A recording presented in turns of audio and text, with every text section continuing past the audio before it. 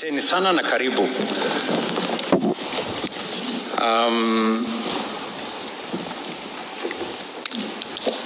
Distinguished development partners, private sector leaders, the young people of our great republic, ladies and gentlemen. Every civilization has passed on its knowledge the same way, one generation teaching the next. Before anyone becomes a master of a craft or profession, they must first become an apprentice. That is how skills are passed on.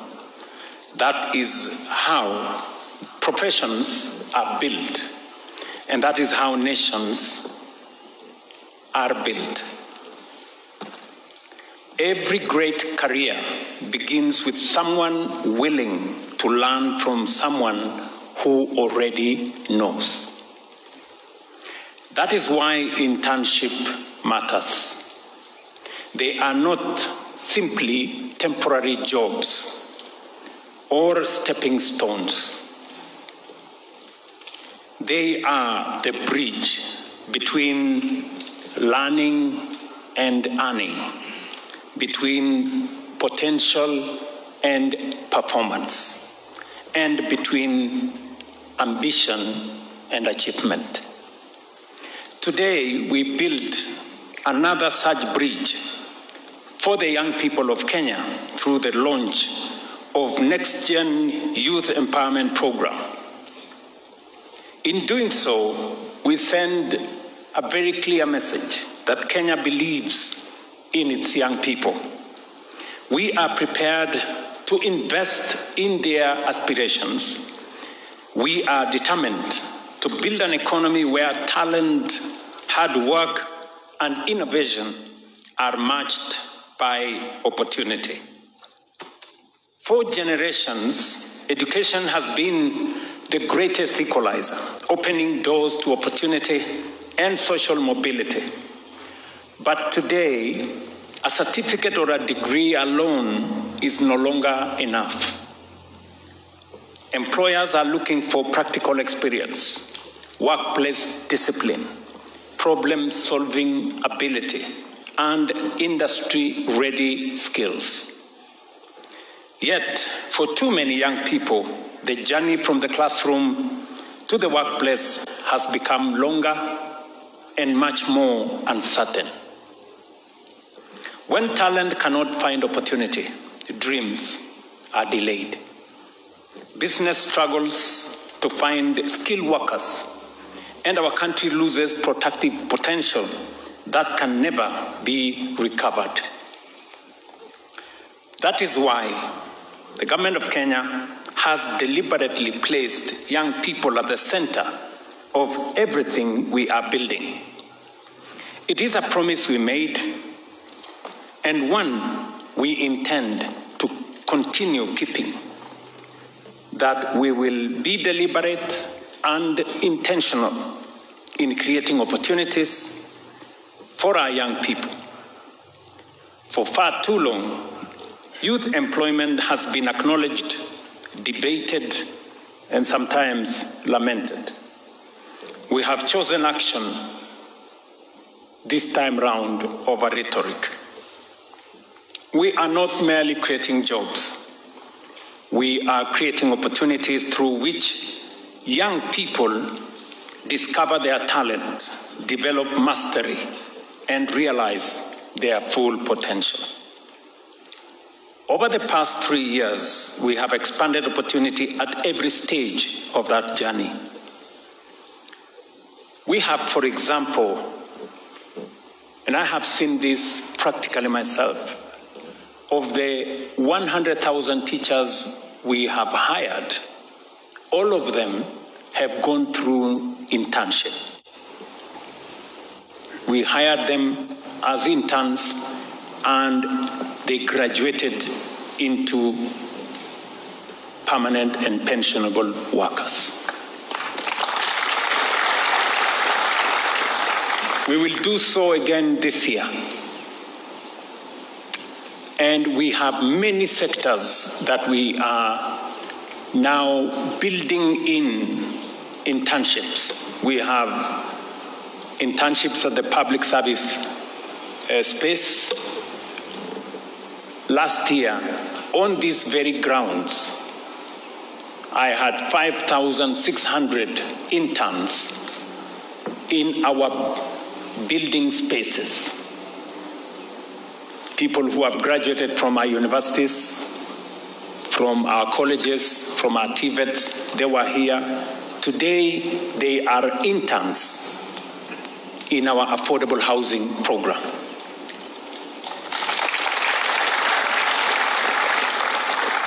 We have,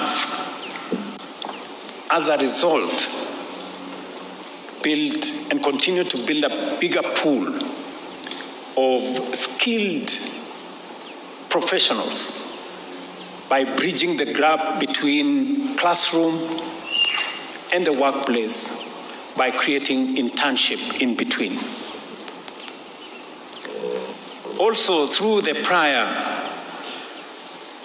or recognition of prior learning, what we call RPL program, we have 2,088 artisans, including 180 women, who have been certified, enabling them to access formal contracts and better incomes.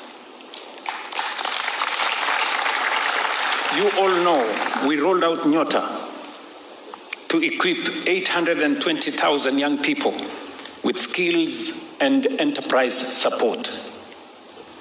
More than 122,000 beneficiaries have already received capital to start or expand their businesses.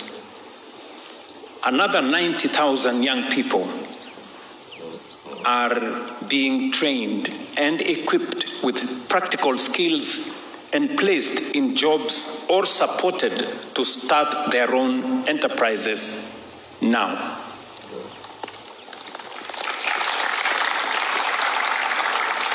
In addition, 20,000 vulnerable young people who already possess skills acquired through formal or non-formal and informal learning will receive formal recognition and certification. I thought we said, Fikirini, we improved this to 40,000, right? Sure. Yes.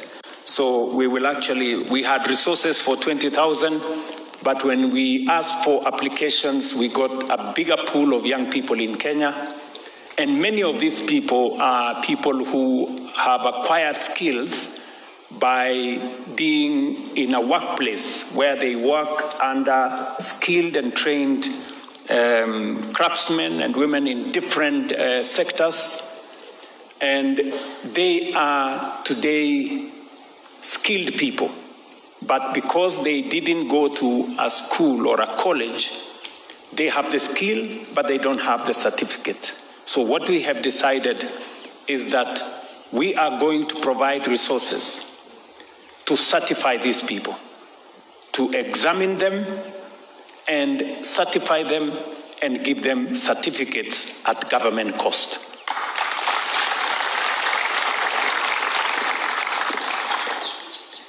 We open pathways to the digital economy, equipping more than 1.9 million Kenyans with digital skills and enabling the creation of 350,000 digital jobs, positioning Kenya as one of Africa's leading digital talent hubs.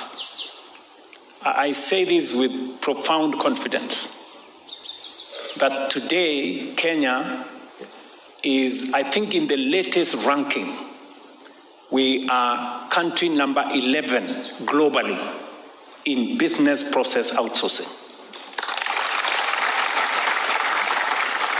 And when I was in London the other day, when we attended one of the conferences, Teleperformance, the largest business processing company in the world, agreed to set up shop in Kenya. And today, they have their offices here at Two Rivers, and we are now working with them on how we can expand opportunities for young people, especially in that digital jobs space. I went to Ruto last year to open the space for CCI, a company that is hiring 5,000 young people in one building on digital jobs, working for American companies from right here in Ruto. That is the space we need to expand. And we have to skill our young people in Kenya for them to be ready to work in the digital jobs space. We did provide resources as Government of Kenya and hired trainers in all our TVETs so that young people can be given training, which doesn't take very long, sometimes 3 months, sometimes 6 months, and they are ready to take up positions on the digital jobs market.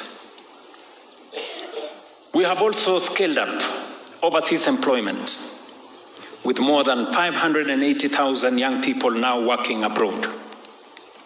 We strengthened the Youth Enterprise Fund and the Hustler Fund, and through access to government procurement opportunities, we opened public procurement to young entrepreneurs.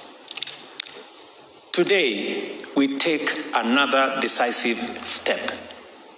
NextGen is a landmark partnership between the Government of Kenya, the United Nations Development Programme, UNDP, and other partners. And it will accelerate inclusive youth economic transformation by connecting young people with meaningful work experience and practical skills. And I'm very happy to see you guys here this morning. You represent a small part of the first 500 of you. And I will tell you how we are going to scale this up so that we can get to 100,000 young people like yourself accessing practical skills and job market experience as we go into the future. This program, as has been said, is initially targeting 30,000 young people. But looking at the partnership and the collaboration that is here, the Government of Kenya will be willing to scale up our partnership so that we can take this program to 100,000 young people. And when I met my good brother, the director of UNDP, when he came to present his papers, and he mentioned to me how he would have wanted to engage the Government of Kenya. I remember I told him, this is one thing that we had it in the Jubilee Manifesto. In fact, we had established a state department for internship, and we had called it internship and something, but we didn't succeed that time. So when John mentioned to me, I saw an opportunity where we can do this correctly this time round. And so I quickly informed John and his team in Treasury that this is a project we must support. And that is how we provided the first 2 billion shillings, which we have signed off here today. And let me put this in context, because I have many partners in this space. We have the private sector here. we have development partners here. We have the government of Kenya. Now, the private sector, whenever I have meetings with them, they tell me, Mr. President, your graduates, engineers, business people, technicians, when they get out of college, they are not yet ready for the job market. And they possibly are right. We have young people on the other side who are asking the question.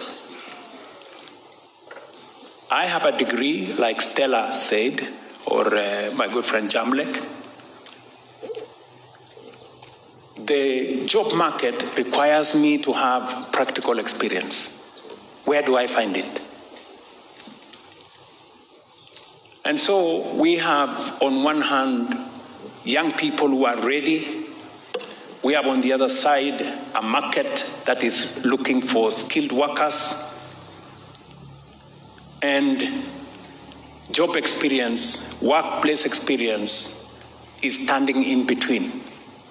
I think today we come into that space where we create the bridge. And we should do it together. I want to ask my friends in the private sector to do two things. Because you are looking for skilled workers, people with experience, let us work together to create a big pool of skilled workers who then you can tap into and drive your businesses. This program is asking you to provide space in your companies. This program is asking you to mentor and support these young people to get job market experience so that you can have a big pool of labor that you can tap into to enhance productivity in your companies. On the other side, the government of Kenya, working with our development partners, government of Kenya will provide the policy space. And I will immediately, I already asked actually a piece of legislation that was in Parliament to be withdrawn so that we can factor in this aspect and provide a sound legal framework for us to undertake this exercise so that it is not a temporary stopgap, it is a permanent. It's a permanent feature of what happens when young people get out of their TVET colleges or their university spaces, how today, what is the journey for them to the job market? How do we create that bridge? We are also going to provide 2 or 3 shillings. We'd really appreciate it. I am asking also the private sector. These are people who will be working for you, in short, really. You'll be trained in them, yes, but they will be working for you. I think it's only fair that you give them something, you know, also. Even if it's just fare and lunch or something, yeah. And I'm asking that we have a conversation with the private sector. Bwana Gashora, surely, if we, if you give us space in your big bank, and we support some of the people who are doing banking or finance to work as an intern in NCBA, now going to be NetBank. I think if we ask you to pay 5,000 shillings or 20% of their stipend, it will not be too much to ask. You know? Because that way we grow a bigger pool of resources that then support the internship, because ultimately you will benefit from a pool of people who you can hire now with the requisite job market experience. They will have gone through the ledger books and all the other things that goes on in banks. They will not just be thinking about what they learned in class. So I'm going to have a meeting with the private sector. Betty, please, if you can put together a meeting with the private sector, we need to have a conversation with them. Because we do this for all the reasons, for economic reasons, because you need good workers, but also for social reasons, because we want a country that leaves nobody behind. We want to move together. So if we can get the private sector to give us the spaces where these young people will be placed, and also contribute, even if it is 20% or 25%, and we can even establish a framework where those who are willing to contribute more, we can ask you to net off from some of your tax issues, so that we can provide incentives for you to be able to support more young people. I am asking my friends, the development partners,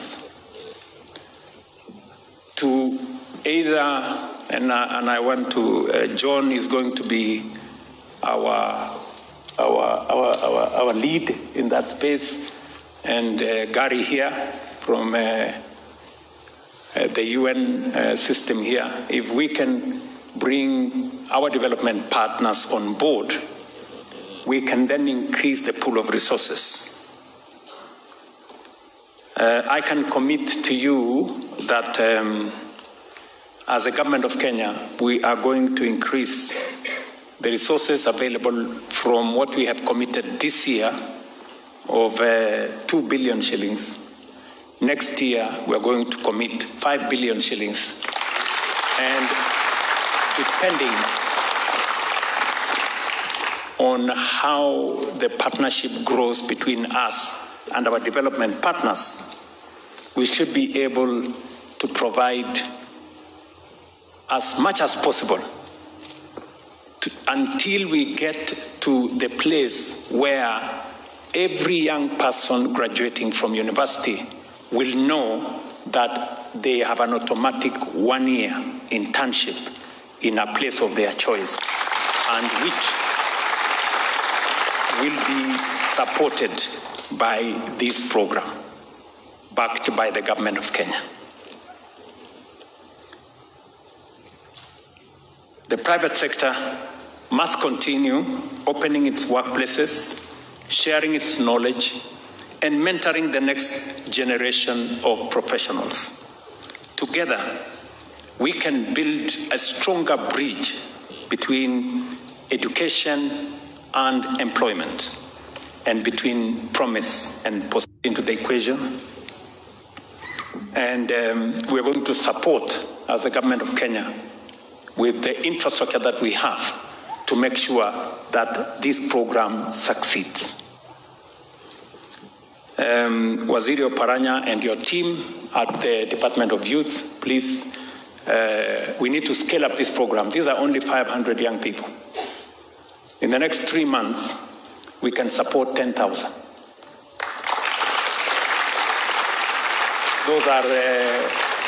That is my instruction. So work backwards. So in the next 3 months, we should be able to place 10,000 of such young people in places. So the private sector, please work with us so that you can grant us the spaces and we can immediately move this forward. There are so many young people. I say so from experience, because when we called for those who wanted to participate in our housing program, the people with skills in that space, the engineers, quantity surveyors, electrical engineers, mechanical engineers, plumbers, masons, carpenters, we had a huge avalanche. We only picked 5,000. We're going to take another 5,000 next year. And we want to create a pipeline and a pathway for more of the people who graduate in those spaces to find on-the-job experience. As you have heard, we have a program that is running at the moment, on-the-job training. We have 90,000 young people in that space with the Department of Youth. And therefore, we want to create as many pathways as possible for us to be able to get the single most important asset we have as a nation, our human capital. We want to get it ready to contribute to the progress and development of our nation. I had an interaction with one diplomat this week, and he mentioned to me something very profound, which I believe in. As a nation, we are doing everything possible to push our programs and our development. And the base of our development, of course, is what we export from our natural resources, our agricultural products, and many of the things that we are doing. We have opened a market in China. We have opened a market with the EU. We have opened a market with the East African community and the Africa Continental Free Trade Area. We are negotiating on the basis of AGOA. We are negotiating a new trade agreement with the United States. All these spaces are important for our tea, for our coffee, for our macadamia, for our avocados, and all the fine products that we are exporting from Kenya. But Kenya will not become a first world country on that basis alone. Our human capital, export of services around our human capital is actually going to be the defining intervention that will catapult our country into a first world country. Do you understand what I'm saying? It is not our macadamia and our coffee, and they will provide us a base. But for us to get this nation to the next level, we must get all these young people into a space where we can export services, because we have a very strong human capital. We have the best, I can say that without fear of any contradiction, we have the best human capital in the world. And we must take full advantage of it. We have it in plenty. We are putting huge resources in educating and training that human resource, and we must get benefit out of it. I just announced that we are going to provide adequate funding for all our college and university students, because it is the single most important resource we have as a nation. And we are changing the law. Kenya must be the hub for export of services globally from Kenya. So, mujipange. And I'm telling young people in Kenya, wajipange, because that's where we are going. And this program is part of that whole puzzle on how we are going to get it right. From making sure that we provide adequate resources for education and training, creating a pathway through internship and training into the job market, and creating a service industry, leveraging on our technology, leveraging on our human capital, very highly qualified human capital. When I said the other day, Kenya speaks some of the best English in the world, some people were in doubt. But go check the statistics. You can Google. Hatuko mbali na hapo, tuko karibu na hapo.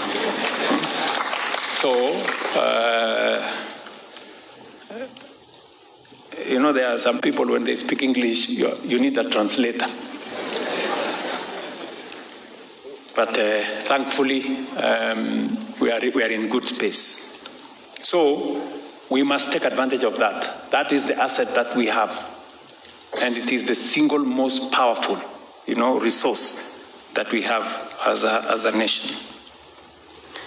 I want to commend the Kenya Private Sector Alliance and the many companies that have committed to opening their workplaces to our young people. And to the young people of Kenya, I leave you with one challenge.